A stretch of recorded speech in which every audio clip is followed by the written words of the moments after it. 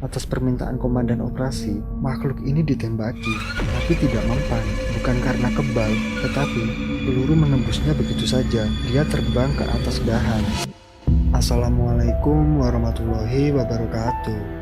Selamat malam teman-teman. Apa kabar? Semoga selalu diberi kesehatan. Kembali lagi di ARC Horror Story. Pada kesempatan kali ini, aku akan melanjutkan kisah dari Bapak Ali Purwo dan dua temannya, yaitu almarhum Iqbal Latif dan almarhum Gagah Pribadi, saat mendaki Gunung Selamet via Bambangan. Seperti apa kelanjutannya? Langsung saja kita simak, dan pastikan jangan mendengarkan sendirian.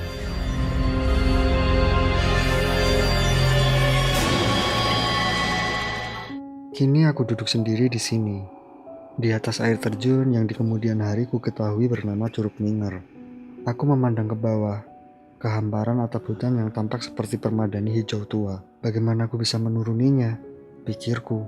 Aku memandang punggung bukit di sebelah kiri dan kananku, dan menimbang-nimbang.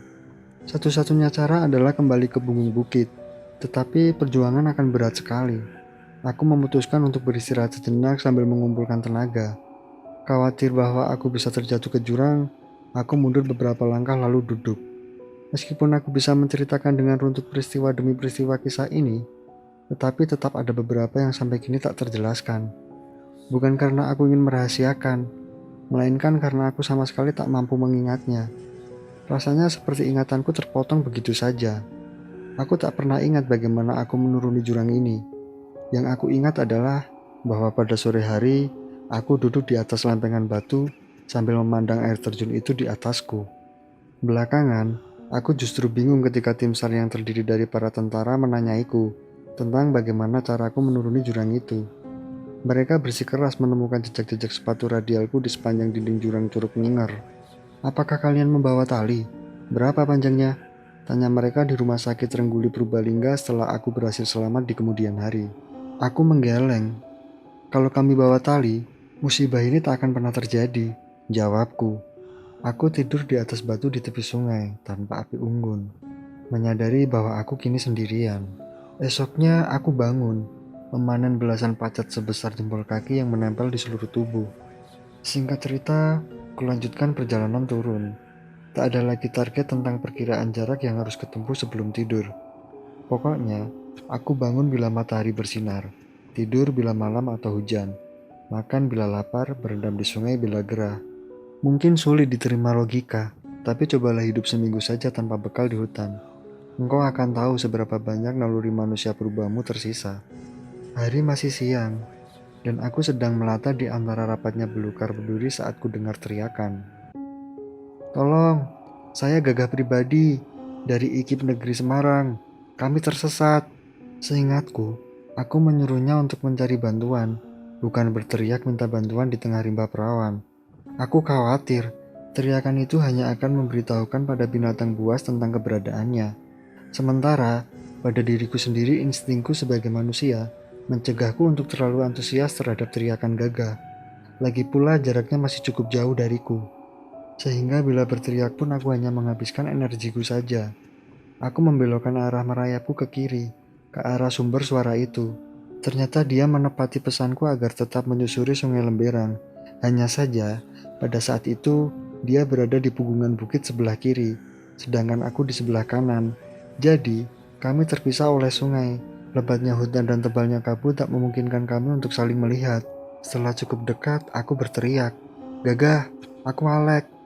Berteriaklah secara teratur, aku akan ke situ." Jawabnya tak sesuai yang kuharap. "Loh, kamu di sini, Lek? Mana Iqbal? Kenapa ditinggal? Lek, Alek." "Sudah kubilang, kita mati bersama saja." Teriaknya nyerocos. Dari teriakannya, jelas dia mengalami depresi. Saat mencoba mendekatinya, hujan mulai melengkapkan kabut. Aku terpeleset dan jatuh ke bawah jurang berair terjun. Jurang itu mungkin cuma setinggi 10 meter, tapi toh cukup untuk membuat kedua kakiku terkilir. Belakangan, saat di rumah sakit, saking besarnya bengkak ini, sepatu PDL-ku harus digunting. Kembali ke cerita, ternyata Gagah berdiri di atas air terjun, sedangkan aku di bawahnya. Alek, mana Iqbal? Maaf, aku belum dapat bantuan. Aku sudah berteriak seharian. Pasti tim SAR akan datang. Mana Iqbal? Teriaknya di antara lebatnya hujan. Iqbal meninggal. Sekarang carilah medan yang agak landai, lalu melorot ke bawah sambil berpegangan tanaman. Kakiku terkilir. Lagi pula hujan juga tak memungkinkan aku ke situ. Teriakku. Celakanya, mendengar bahwa Iqbal sudah meninggal, justru membuatnya down. Kulihat dia jatuh tertunduk di tempatnya. Posisinya yang terlalu mepet dengan aliran air sangat berbahaya. Hujan akan memperbesar aliran sungai dan dia bisa tergelontor jatuh. Ke punggung bukit dulu dan berlindung dari hujan. Jangan di aliran sungai, teriakku. Tapi dia tetap duduk di tempat. Sungguh konyol berhujan-hujan di tengah hutan sore-sore begini. Aku mencari curug tebing untuk berteduh. Hujan mereda. Kudengar Gagah berteriak, "Tolong, saya Gagah pribadi. Teman saya Iqbal mati. Kami tersesat." Dengan terpincang-pincang, kudekati dia hingga berada di bawahnya. "Kau turunlah ke sini. Besok kita turun bersama," kataku. Dia memandang dengan mata kosong. "Kenapa kau tinggal Iqbal?" tanyanya. "Dia sudah meninggal," jawabku. "Jangan-jangan cuma pingsan atau tidur," protesnya. Ini mulai membuatku tersinggung. "Apa maksudmu?" tanyaku. "Katamu, kamu tak akan meninggalkan kawanmu yang tak kuat," katanya. "Matamu, itu kan slogan," kataku. "Tapi kau selalu mengatakannya," teriaknya. "Itu lebih untuk memotivasi kalian, asu. Siapa yang pernah kutinggalkan? Ayo sebutkan kalau ada." Yang ada malah beberapa pendakianku tak sampai puncak gara-gara teman-temanku dan peratku. Gagah terdiam. "Maaf, Lek. Maaf," sesalnya. "Dengarkan aku, monyet. Kita ini pendaki. Tak ada pendaki sejati yang menegakan teman sendiri. Sudahlah, kalau kamu malas turun ke sini, besok aku yang naik ke situ," kataku. "Kenapa kita tidak mati bersama saja?" tanyanya. Ini salah satu pertanyaannya yang paling kubenci darinya. Baiklah, ketika menuliskan kembali kisah ini pun, aku selalu dihantui pertanyaan, benarkah Gagah seorang pengecut? Aku akan dengan tegas menjawab, tidak. Pengecut akan pergi mendaki gunung. Pengecut juga tak akan berani mencari bantuan buat temannya, menembus rimba perawan sedang dia tahu pengalamannya tak memadai. Apakah Gagah seorang yang berhati lemah? Menurutku juga tidak. Buktinya, dia masih bertahan hidup hingga kini. Gagah adalah tipe lelaki yang meninggikan solidaritas. Lihat saja, dari besarnya keinginan untuk menjadi bagian penting dari kisah pendakian temannya. Ini adalah kisah perjuangan tiga lelaki yang karakternya berbeda. Seorang penolong, seorang yang setia, dan entahlah predikat apa yang layak buatku. Malam telah tiba. Aku kembali ke ceruk yang tadi kutemukan. Malam itu entah jam berapa, Gagah mulai berteriak lagi. Kali ini tampak lebih depresi. "Halo, tolong, saya Gagah pribadi. Halo." Aku berteriak, "Diam, jangan boroskan energi. Tidur, besok kita pulang." Dia diam sebentar, lalu berteriak-teriak lagi. Aku mencoba tak menggubrisnya dan berusaha tidur. Tetapi selalu terbangun oleh teriakannya. Akhirnya aku merasa sangat terganggu. "Diam bangsat, besok aku naik ke situ. Kalau tak diam, ku tinggalkan kau," bentakku. Dia diam dan tak bersuara lagi. Akhirnya mau tidur juga dia. Syukurlah, pikirku. Karena tidurku yang selalu terganggu, aku bangun agak telat dari rencanaku. Kedua pergelangan kakiku terasa sakit sekali. "Gagah, di mana posisimu? Kamu mau melorot atau aku naik ke situ?" teriakku. Tapi tak terjawab. "Gagah, ayo ngomong. Kakiku terkilir nih," teriakku lagi. Tapi tetap tak terjawab. "Terlalu, jawab aja kok gak mau," umpatku sambil mencari medan yang paling mudah untuk mencapainya. Tak ada medan yang mudah untuk mendaki tebing, terutama bila habis hujan dan kedua pergelangan kakiku terkilir. Seorang pendaki yang telah kehilangan sahabatnya tak mungkin melepaskan kesempatan untuk menyelamatkan yang lainnya. Begitu yang kudesiskan untuk menguatkan motivasiku. Setiap kali aku terpeleset merosot kembali ke bawah, aku berteriak pada diriku sendiri. "Ayo bajingan, setan gunung macam apa kamu? Kali ini kamu harus bisa. Tak boleh lagi ada yang mati kali ini." Singkat cerita, aku sampai di tempat Gagah. Tetapi dia tidak ada. "Gagah," teriakku. Kususuri sungai sambil meneliti jejak kalau dia ke punggung bukit. Akhirnya, aku mentok pada tebing lagi, yang dari ketinggiannya, kusimpulkan bahwa Gagah tak mungkin mendakinya. Aku berpikir bahwa Gagah pasti turun sendiri karena jengkelku bentak dan aku gagal menemukan rutenya. Dan ini adalah kesimpulan yang salah. Dari fakta-fakta yang ada, ternyata Gagah kembali ke posisi Iqbal. Gagah benar-benar mewujudkan keinginannya untuk mati bersama. Tetapi, seandainya saat itu aku tahu bahwa dia kembali ke tempat Iqbal, sejujurnya, aku juga tak akan menyusulnya. Bagiku, itu sebuah upaya bunuh diri. Pendakian Gunung Selamat kali ini, bagiku bukan hanya tragis. Ini adalah pertarungan habis-habisan. Sebuah pertarungan yang bukan hanya merenggut sahabat terbaik yang kupunya, tetapi juga merenggut fans terbesarku, yang meninggalkan Mahapala dan menjadi pengikutku. Gagah adalah juara dalam soal solidaritas. Iqbal adalah juara dalam soal menolong teman. Singkat cerita, kuputuskan bahwa sebaiknya aku turun saja. Mungkin Gagah tersinggung oleh ancamanku untuk meninggalkannya. Lalu dia menuruni jurang diam-diam saat aku tidur. Karena itu aku tak melihatnya. Lalu ditinggalkannya aku dengan marah, pikirku. Sementara, di sisi lain, aku juga khawatir jenazah Iqbal dimangsa binatang buas. Harimau mungkin lebih suka berburu mangsa hidup, tetapi anjing hutan pasti tak keberatan memakan bangkai.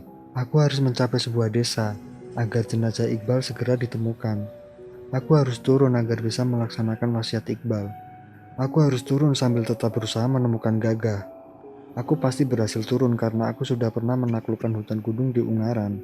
Begitu berkali-kali kugumamkan tekadku. Singkat cerita, fase setelah ini adalah fase antara halusinasi dan hantu. Fase ekspedisi pertama ke Gunung Selamat yang selama ini paling kusimpan. Hanya kuceritakan pada Luciati secara utuh dan sepotong-sepotong pada anak atau teman terdekatku. Sekarang pun, aku masih berpikir bagaimana merangkai kata agar bisa menceritakan kembali tanpa penafsiran berbeda. Kembali ke diriku saat itu. Aku berbaring di tengah hutan di sebuah punggung bukit begitu saja, tanpa bivak yang tak perlu. Tidak juga mengumpulkan daun sebagai alas tidur, berbantal lengan saja. Mengganjal kedua kakiku dengan batu agar lebih tinggi dari badan. Untuk hal terakhir ini aku tak tahu alasannya. Aku melakukannya begitu saja. Suara tenggorat yang kudengar malam itu agak beda dari sebelumnya. Lalu perlahan berubah. Pada ujungnya ada semacam suara mirip suara burung. Pada awalnya suara burung ini tak begitu jelas, tetapi bertambah malam suara tenggoratlah yang hilang, digantikan suara burung. Suara burung ini yang sampai kini pun aku tak tahu burung apa itu. Terdengar mirip suara perempuan pada pertengahan antara tangis dan tawa. Semua proses perpindahan ini tak berlangsung dalam beberapa menit, tapi berjam-jam. Begitu suara itu sudah terdengar sempurna sebagai suara perempuan, aku jadi gelisah. Bukan takut hantu. Aku tak tahu. Aku tak pernah mendengar suara seperti ini. Juga tak tertutup kemungkinan semua terjadi dalam pikiranku sendiri. Yang jelas, aku bukan tipe orang yang takut hantu. Sejak kecil, aku sering melihat hantu. Pengalaman melihat hantu itulah membuat tubuhku punya alarm menjelang kehadiran mereka. Bulu kuduku biasanya akan berdiri. Kembali ke suara tawa yang kudengar tadi. Memang aku belum pernah mendengarnya saat itu. Meskipun aku berpikir tentang kuntilanak, tawa itu tak seperti dalam film hantu. Ini antara suara perempuan dan burung, antara menangis dan tertawa. Suara yang membuatku merinding hingga ubun-ubun. Malam gelap gulita, disempurnakan rimbunnya hutan. Kabut menebal bagai turun dari atap hutan. Anehnya, dalam gelap yang gulita, aku merasa bisa melihat semuanya dengan sejelas di tanah lapang saat purnama. Persis situasi saat kulihat Cungkup di Samarantu. Ada segumpal besar kabut turun dari atap pohon di atasku. Aku ingin bergerak, tapi sulit sekali. Kabut ini makin turun, dan entah ilusi atau bukan, samar membentuk sketsa wajah, riap-riap rambutnya panjang. Terlihat wajah perempuan tertawa atau menangis, tak tahu pasti aku. Sekali lagi, itu hanya bagaikan sketsa.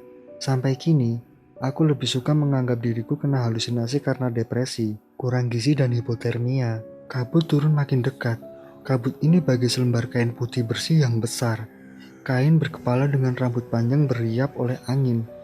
Wajah ini tak mengerikan seperti film horor, malah cenderung ramah dan menyejukkan. Aku bukan takut oleh wajahnya, lebih pada situasi yang belum pernah kualami. Tetap sadar dan jaga kewarasan, itulah yang terus kugumamkan saat itu. Kain itu menjatuhi tubuhku. Dalam halusinasiku, Aku seperti sedang pada kondisi siang, tapi aku masih bisa melihat tubuhku yang lain. Kulit wajah yang terkelupas oleh cuaca, penuh bilur, tubuh yang kucal kumal, tubuh astralku, sebut saja begitu, memakai kain putih. Aku digandeng seorang wanita muda, dan kami sedang berada di sebuah desa yang besar dan damai. Dan aku masih selalu bisa melihat tubuhku, sepertinya sedang tidur. Desa itu, sekalipun luas dan besar, sangat sederhana. Tak ada bangunan tembok, kebanyakan rumah terbuat dari anyaman bambu atau ilalang, dengan atap dari anyaman daun rembulung atau ilalang. Beberapa rumah terbuat dari bambu, sedikit rumah yang terbuat dari papan dan kayu. Tampaknya, dalam masyarakat desa ini ada strata sosial. Semua orang di sini berpakaian serba putih, kain batik, kebaya, sarung, celana, semua berwarna putih di sini. Perempuan muda itu menggandengku ke balai desa.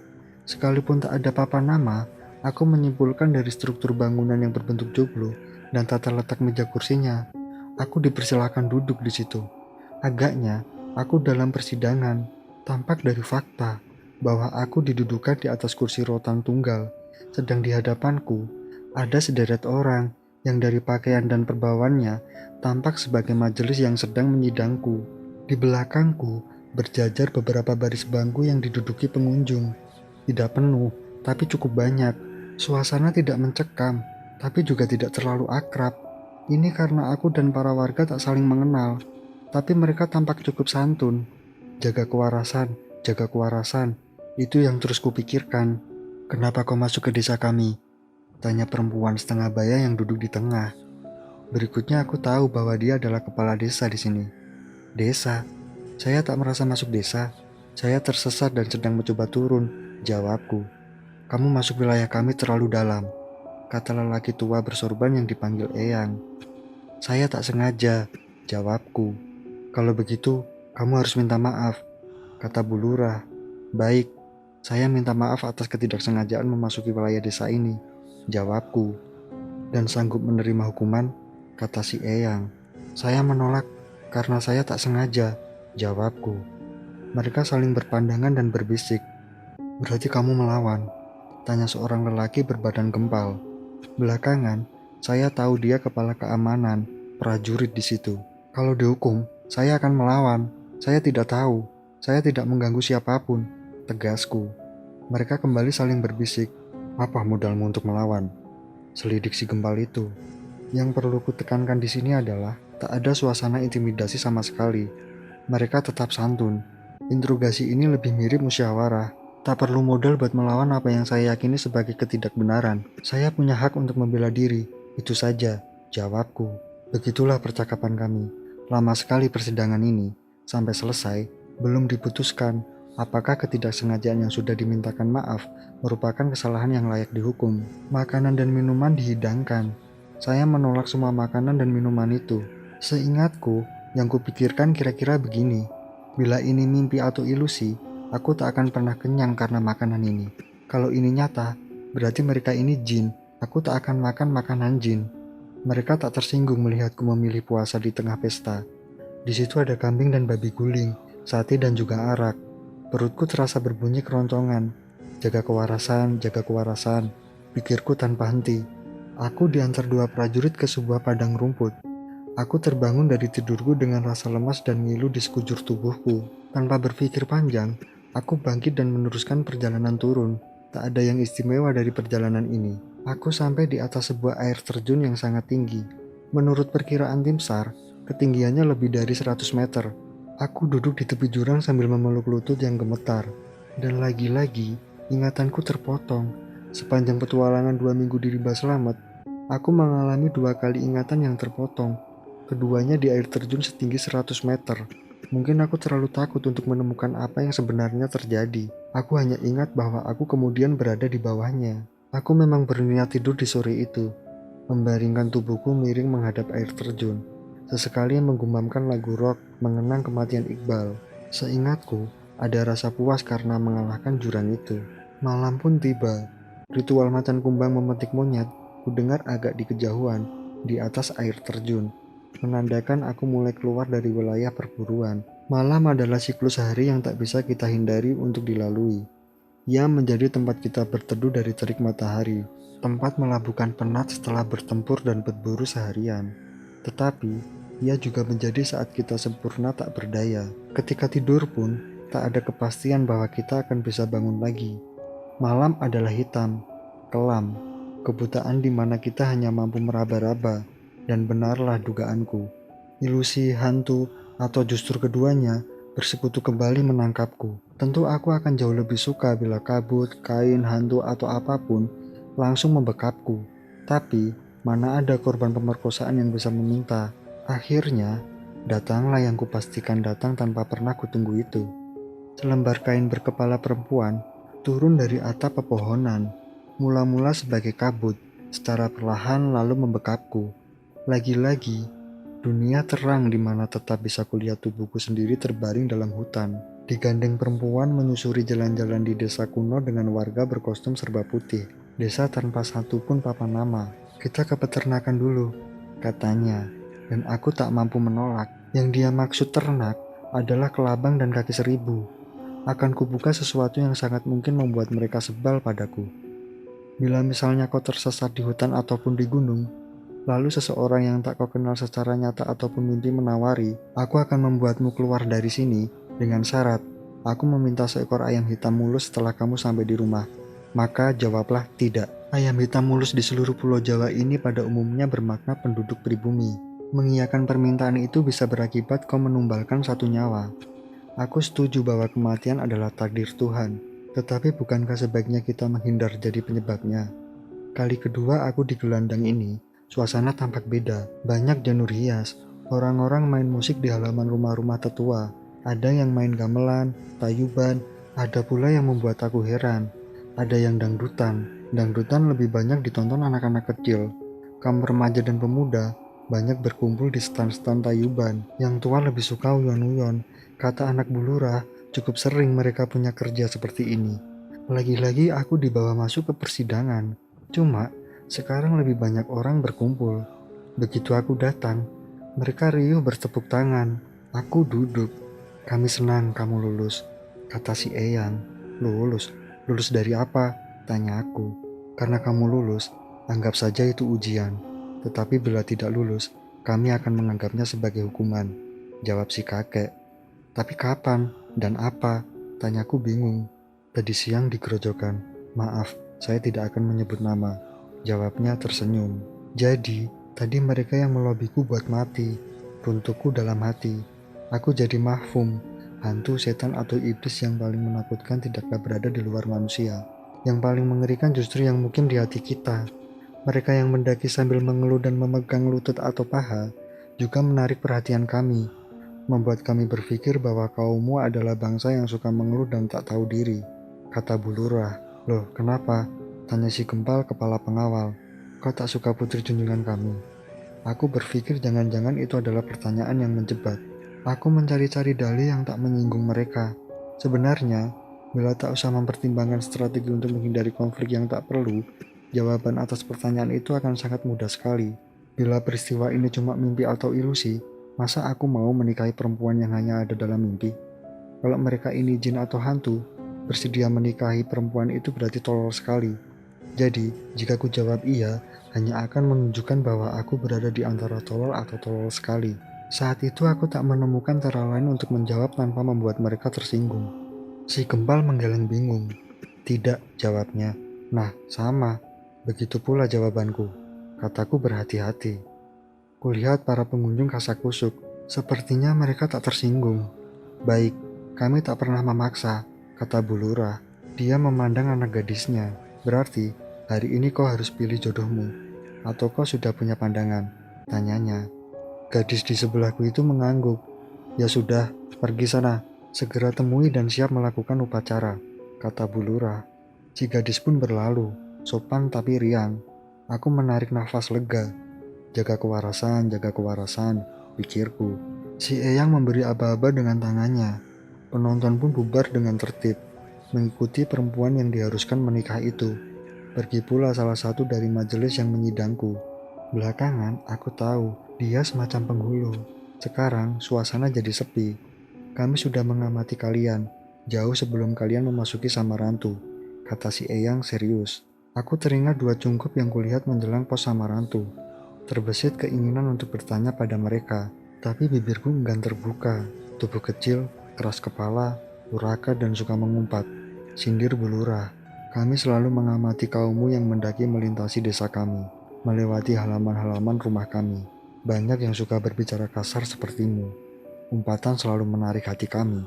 Papar si Eyang menjelaskan. Banyak juga kaummu yang mengencingi rumah atau dapur kami, berbuat mesum di ruang tamu bahkan ruang tidur kami, kata Bulurah. Aku diam mendengarkan. Kalau aku paling sebal melihat manusia memakai pakaian sewarna pakaian upacara kami, hijau pupus, kelusi gempal. Hatiku berdesir, karena bagian dalam jaket coklatku yang kukenakan itu berwarna hijau pupus. Mereka yang mendaki sambil mengeluh dan memegang lutut atau paha juga menarik perhatian kami, membuat kami berpikir bahwa kaummu adalah bangsa yang suka mengeluh dan tak tahu diri, kata Bulurah. Ada banyak hal perincian mereka tentang hal-hal yang menarik. Mereka membuka peluang persinggungan antara mereka dan para pendaki. Aku bukan seorang yang nyinyir, yang suka membeberkan hal-hal begini secara detail dan berkesan menggurui. Pada intinya adalah, menurut hematku, begitu kamu mulai menyukai mendaki gunung, kau sebaiknya menghormati kearifan lokal yang ada di dalamnya. Nilai-nilai ini sudah ada dalam kitab suci dan petuah para leluhur kita. Apakah kalian berniat mempermasalahkanku untuk semua ketidaksengajaan itu? Tanyaku pada akhirnya. Tentu tidak. Kami tak berhak menghukum ketidaktahuan. Ini beda dengan tantangan atau kecongkakan. Kami hanya ingin agar mereka ini diperingatkan. Akan ada ongkos yang harus dibayar. Bila mereka mendesak desa kami jengkal demi jengkal. Kami berpikir pesan ini akan lebih pas bila disampaikan pihak mereka sendiri, kata si Eyang. Di sini aku jadi tahu kenapa mereka menculikku. Kalau mereka ini hantu, mereka menginginkan agar aku menyampaikan pesan pada para pendaki, terutama pendaki Gunung Slamet, dan agar bisa menyampaikan pesan, tentu aku akan dibiarkan hidup. Sebaliknya, bila ini ilusi, aku sedang berada di alam bawah sadarku. Sanggupkah kamu menyampaikan pesan kami? Tanya Bulurah. Tidak, aku tidak menerima perintah, jawabku. Kurang ajar, sombong sekali kamu. Apa kamu menantang? Teriaknya. Aku tidak menantang, aku cuma tak mau menerima perintah. Aku juga tak memerintah atau minta tolong warga kalian, bukan? Dan kalau kita berperang, kemungkinan besar aku kalah. Aku sendirian. Tetapi seandainya pun kalian menyerangku atas izin Tuhan, aku bersumpah untuk melawan sampai penghabisan, jawabku. Si Gembal itu semakin marah. Tubuhnya mulai berubah. Namun, si Eyang menahannya. Sabar, sudah kukira anak ini akan menjawab begitu, katanya. Baik, sekarang kami ganti. Kami minta tolong. Maukah kamu menyampaikan pesan-pesan kami? Tanyanya halus. Aku tidak janji, tapi akan kuusahakan. Asal tak diikat oleh waktu. Artinya, suatu saat nanti, pasti akan kusampaikan, jawabku. Setelah suasana panas tadi mereda, makanan dan minuman dihidangkan. Aku tetap menolak mencicipi, dan mereka tak memaksa. Semua makanan yang ada di situ, makanan yang kusukai. Setiap makanan yang kupikirkan sebagai motivasi saat menelan lumut ataupun serangga, ada di atas meja, harum dan berasap dalam udara dingin. Jangan tolol, semua ini mustahil ada di tengah hutan, pikirku. Kau memang tangguh, nak, kata si Eyang. Agaknya kau bersikeras agar tak menjadi bagian dari kami. Meski sekedar bersahabat, itu bagus. Artinya, kau pasti akan berkeras untuk pulang, menembus desa kami, dan kelak menyampaikan pesan kami, kata si Eyang. Aku akan pulang untuk menjalankan wasiat sahabatku, bukan melaksanakan pesan kalian, tetapi permintaan kalian kuanggap titipan, yang akan kujalani bila sempat. Tiap kali aku berpikir bahwa itu perintah, aku justru akan menunda pelaksanaannya, kataku. Si Gempal tampak marah, tapi si Eyang malah bertepuk tangan. Luar biasa, memang tak bisa ditawar, katanya. Kami tahu mengenai dua temanmu, kata Bulurah. Iqbal yang meninggal dan Gaga yang masih di hutan. Ubun-ubunku berdenyut. Darahku berdesir oleh kesedihan dan kemarahan yang bercampur jadi satu. Kami bisa membantumu bila kau mau, kata Bulurah. Setelah pandangannya menyelidiku beberapa lama, aku sangat tersinggung. Ini adalah pertarunganku, dan pantang aku minta tolong, baik pada ilusi maupun hantu. Kemarahan sudah mencapai ubun-ubun kepala. Aku ingin bertanya, apakah kalian terlibat dalam kematian temanku? Tanyaku dengan rahang mengencang dan tangan mengepal. Oh tidak, kami cuma mau membantu. Itu pun kalau kamu mau. Jelas Bu Lurah. Tidak, aku tak akan minta bantuan kalian. Teriakku. Kami simpulkan, kamu tak ingin bisa segera pulang dan temanmu ketemu. Setidaknya aku bisa mengantarmu hingga batas desa, kata si Gempal antara sinis dan bujukan. Saat itu aku berpikir bahwa segala omong kosong ini harus segera diakhiri. Aku hanya berpikir bahwa aku harus bisa memaksa tubuhku yang terbaring di hutan untuk bangun. Bila mereka ini memang hantu, aku akan menghadapi mereka di duniaku sendiri, dunia nyata. Dunia di mana para hantu hanya akan jadi bayang-bayang belaka. Bila ini hanya mimpi atau ilusi, mereka akan lenyap bila aku bangkit dan berdiri. Aku makhluk alam nyata, dan hantu atau ilusi tak akan membunuhku. Aku hanya bisa mati oleh kecerobohanku sendiri, gumamku pada diri sendiri. Aku bangkit dari kursi, dan dua prajurit yang tadinya di belakang meringkusku, mendudukkanku kembali ke kursi. Si kakek menghampiriku. Baik, kamu sudah menawarkan persahabatan. Kau sendiri yang menolak. Itu hakmu. Kami tak akan memaksa. Tetapi, kami akan memberimu sebuah kenang-kenangan. Sebuah tanda untuk meyakinkanmu bahwa kami memang ada. Aku tak akan memberikannya padamu, agar kamu tak menghilangkannya. Kelak, kamu akan menemukan tanda lahir di kelopak mata anak sulungmu. Tanda ini akan hilang dalam waktu seminggu. Itu akan menjadi kenangan bagimu tentang kami. Kalau setelah ini kamu masih mendaki gunung, kami juga akan membantumu, meski kamu tak mau. Begitu pula anak yang bertanda ini. Sekarang, kamu boleh pulang, katanya sambil mengelus kepalaku. Aku merasa terlempar dari pohon dan bangun dari tidur dalam keadaan sakit di sekujur tubuhku. Malam belum usai. Aku merasa kalah, tanpa tahu harus membalas pada siapa. Keluar, ayo kalian keluar, keparat. Aku tak mau menerima tanda ataupun kenang-kenangan. Keluar, dan mari berkelahi, teriakku. Tapi tak ada yang muncul, hanya desir angin saja. Lihatlah, aku yang semula begitu sombong hendak mengalahkan rimba luas tanpa bekal maupun perlengkapan. Kini duduk meringkuk tak berdaya, menghabiskan sisa malam. Ketika pagi datang, aku putuskan untuk membalik jaketku, warna hijau pupus di luar. Ini aku, hei, lihatlah, aku memakai pakaian berwarna hijau pupus, pakaian sakral kalian. Ayo, kalian mau apa coba? Teriakku. Sebuah kesombongan yang bagiku sekarang ini tampak konyol dan tak perlu. Warna pakaian takkan menyelamatkanmu dari hutan. Lalu kenapa tak mengambil sudut pandang yang simpel saja? Pakaian berwarna hijau akan membuatmu tersamar di hutan, dan tim SAR akan sulit menemukanmu. Tetapi di masa mudaku semua persoalan tak bisa kupandang dengan mudah. Menyampaikan sebuah pesan damai yang sederhana dari peradaban rimba saja bisa menjadi persoalan harga diri. Tidaklah sulit menjelaskan bahwa mendaki gunung sambil memegangi lutut dan mengeluh merupakan sebuah kecengengan.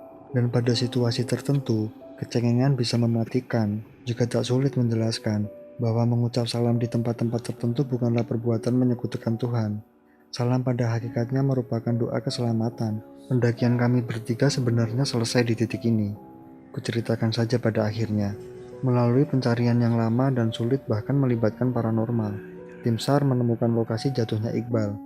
Seluruh pakaian kami termasuk pakaian ransel dan sepatu gagah yang dipakainya saat turun ditemukan. Tetapi mayat keduanya tak pernah ditemukan sampai saat ini. Tim SAR hanya menjumpai bau bangkai tanpa wujud. Pencarian dihentikan saat tim SAR bertemu makhluk seperti keras tinggi 2 meter, menggendong jenazah Iqbal yang telanjang. Atas permintaan komandan operasi, makhluk ini ditembaki, tapi tidak mempan. Bukan karena kebal, tetapi peluru menembusnya begitu saja. Dia terbang ke atas dahan, menimang tubuh Iqbal bagai anaknya. Semua operasi ini kudengar lewat HT, karena aku harus memandu mereka dari posko rumah sakit Rengguli Purbalingga. Ketika polisi mencurigai aku melakukan kanibalisme terhadap Iqbal, dengan mudah itu terselesaikan dengan uji kotoran besar. Kecurigaan bahwa aku cuma mengarang cerita juga terselesaikan dengan diketemukan kamera berisi film foto-foto tentang pendakian kami. Dari foto Gaga sebelum pergi yang pakaiannya identik dengan yang diketemukan di lokasi ketinggalkan jenazah Iqbal. Di situ disimpulkan, entah bagaimana caranya, Gaga kembali pada temannya. Keduanya hilang dalam keadaan telanjang. Tak ada sisa tulang belulang, tanda dimakan binatang dari mereka. Dan pencarian ini tidak main-main. Tim SAR ini selain tentara juga melibatkan Polda Jateng. Mereka bahkan menemukan sisa tulang monyet pada kotoran macan kumbang. Sebuah bukti bahwa aku memang pernah berada di antara mereka. Mereka juga bertemu macan loreng. Tak ada yang bertemu anjing hutan. Yang lebih panjang dan meletihkan adalah perang batin atas kecurigaan beberapa pihak bahwa aku menumbalkan kedua temanku demi menguasai ilmu hitam. Selain interogasi polisi, aku juga disidang di ruang rektorat IKIP Negeri Semarang. Hatiku menangis dengan air mata darah dan nanah. Tetapi aku bisa apa? Sungguh berat peperangan yang mesti dihadapi, satu demi satu. Sekedar untuk membuktikan bahwa sebagai satu-satunya yang selamat dari 3 pendaki yang mengalami tragedi, tak tersangkut selembar pun rambut mereka pada ujung kukuku. Demikianlah, bila yang kau maksud dengan rimba adalah hutan raya, lengkap dengan jurang, kabut, hujan, air terjun, harimau, dan hantu-hantu, aku sudah keluar darinya pada hari ke-14 sore itu, terhuyung-huyung menatap seorang ibu petani yang sedang berladang. Tak sepatah kata tolong keluar dari mulutku. Desa apa ini, Bu? Tanyaku. Limpak tepus, jawabnya antara bingung dan takut melihat seorang pemuda kecil, lusuh, kulit muka terkelupas, berjalan terhuyung-huyung keluar dari rimba. Rumah kepala desa jauhkah? Tanyaku. Jauh, jawabnya tampak kurang nyaman. Kalau warung terdekat? Tanyaku. Di sini tak ada warung, jawabnya sambil cepat berlalu. Kulanjutkan jalanku, sesekali tergelincir di pematang. Entahlah, kakiku seperti menolak berjalan justru setelah sampai ke peradaban. Akhirnya, sampai juga aku di rumah seorang warga. Aku minta dibuatkan super mie pedas sekali dicampur tempe dan sayuran. Setelah membayar sekedar uang pengganti, aku minta sebatang kayu bakar. Kupakai sebagai tongkat menuju rumah kepala dusun. Paginya, aku ditandu ke kelurahan dan setelahnya ke rumah sakit. Jadi itu dia teman-teman, pengalaman yang dialami oleh Bapak Alek Purwo dan kedua temannya yaitu almarhum Iqbal Latif dan almarhum Gaga Pribadi saat mendaki di Gunung Selamat. Semoga teman-teman bisa mengambil hikmah dan pelajaran dari kisah nyata yang dialami oleh Bapak Alek Purwo dan kedua temannya. Terima kasih buat teman-teman yang sudah mampir ke channel ARC Horror Story. Jika kalian suka dengan ceritanya, silakan like, share, dan komentar.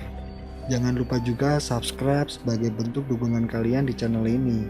Dan jangan lupa klik tombol loncengnya, agar teman-teman gak ketinggalan cerita-cerita horor selanjutnya. Sampai jumpa di episode selanjutnya. Assalamualaikum warahmatullahi wabarakatuh.